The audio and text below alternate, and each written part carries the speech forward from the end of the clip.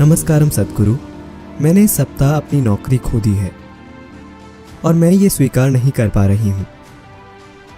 मैं पूरी भागीदारी के साथ बहुत अच्छा काम कर रही थी। पिछले 12 वर्षों में मैंने जो कड़ी मेहनत की है उसे खोकर बहुत दुख हो रहा है। मैं इस स्थिति को समझती हूँ, पर मैं नुकसान को कैसे स्वीकार करूं, जिसकी वजह से मेरी मेहनत और मेरा और मेरे परिवार का भविष्य मुश्किल में आ गया है। आपको मेरी बात ध्यान से सुननी चाहिए, क्योंकि अभी आप थोड़ी परेशान हैं, इसलिए आप मेरी बात का आसानी से गलत मतलब निकाल लेंगी। जीवन में हमें कुछ चुनना होता है, पर कभी कभी विकल्प ऐसे होते हैं। शंकरन पिल्लई की पत्नी तीसरे बच्चे को जन्म दे रही थी। उनकी 2 बेटियां थीं। अब वो अड़े हुए थे कि तीसरा लड़का होना चाहिए। ये एक भारतीय समस्या है, ठीक है, पर डॉक्टर ने बाहर आकर कहा आपको लड़की हुई है।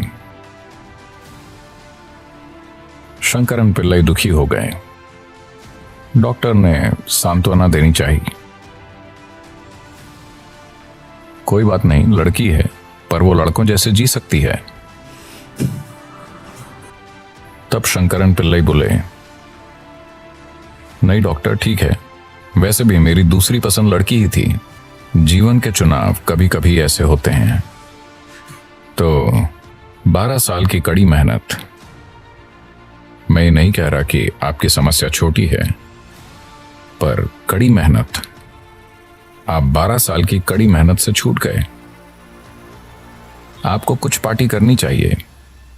मेरी तनख्वाह, मेरे पैसे, बिल, किराया, बच्चों की स्कूल फीस। हाँ, प्रथम विश्व युद्ध को याद कर रहे हैं। युद्धों में, अकाल में, बड़े चक्रवातों में, अलग अलग जगहों में आए भूकंपों में, उन चीजों की तुलना में यह महामारी बहुत छोटी है।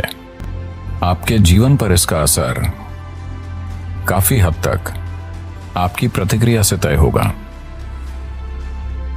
तब लोगों के पास कोई चारा नहीं था, वो चीजें बस हो गईं। किसी ने फैसला किया कि युद्ध होना चाहिए, बाकी सभी बस उसके शिकार थे।